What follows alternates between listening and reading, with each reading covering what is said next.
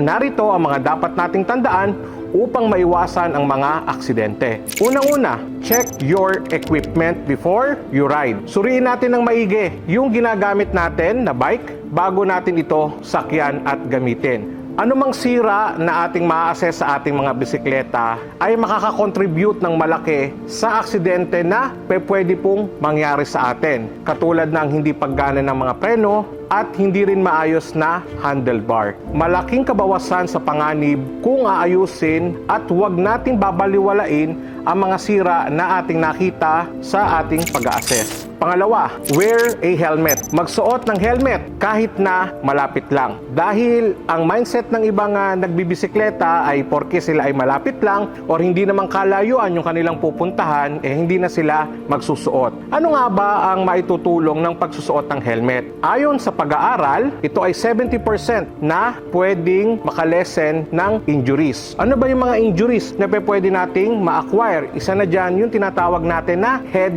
injuries. Wear and put reflective materials. Magsuot ng mga reflectorized vest at maglagay ng mga reflective materials sa ating mga bike. Isa ang rason ng aksidente sa mga nakabike na hindi agad sila nakikita ng mga kapwa motorista. Lalo na sa mga lugar na hindi well lighted at sa mga panahon na mga tag-ulan. Aside sa pagsusuot ng mga reflectorized vest ay makakatulong din ang pagsusuot ng mga damit na high visibility na kulay katulad ng yellow, puti at green. Kung ikukumpara natin sa mga pagsusuot ng kulay na madidilim katulad ng itim, asul at pula. Pang-apat, limit your distractions. Gaya ng kasabihan na mata sa kalsada, kamay sa manibela. Isa ang distracted driving sa mga pangunahing cause ng aksidente, katulad ng paggamit ng cellphone, pati na rin ang paggamit ng mga earphone or headset na mga merong noise cancellation. Kaya maging maingat tayo dahil malingat lang tayo o mawalan lang tayo ng ilang segundo, yung focus natin o yung mata natin sa kalsada ay maraming nang maaaring mangyari. Dahil sa kalsada, hindi natin maiiwasan yung mga biglang pangyayari. Kagaya ng mga biglang hihinto, may biglang tatawid, mga biglang liliko. Panglima, know your road signs and how to use them. Alamin at unawain natin ang iba't ibang mga road and traffic signs na meron dito sa atin. Maraming aksidente ang nangyayari hindi lang sa mga nakabike, kahit sa ibang mga vehicles. Ang dahil ang hindi mga pagsunod sa mga roadside. Aside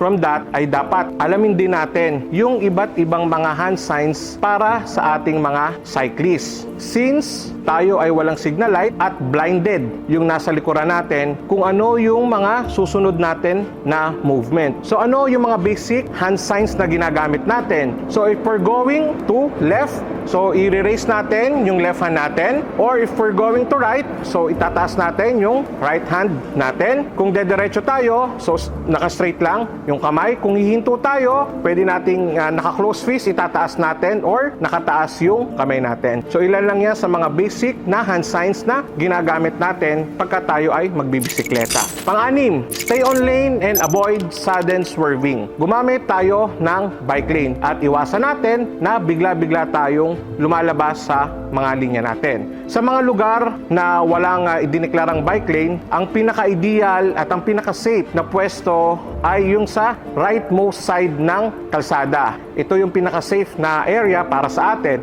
dahil yung gitna at yung leftmost lane, ito ay para sa mga mabibilis na sasakyan. At kung tayo naman ay lalabas sa bike lane or kailangan natin mag-change ng lane dahil biglang mayroong huminto or may nakahinto doon sa atin or may obstruction, wag tayong bigla-biglang lalabas. So ang pinaka-safe natin na gawin ay to slow down, then lingon tayo sa kaliwa or sa kanan bago tayo lumabas ng ating pong linya.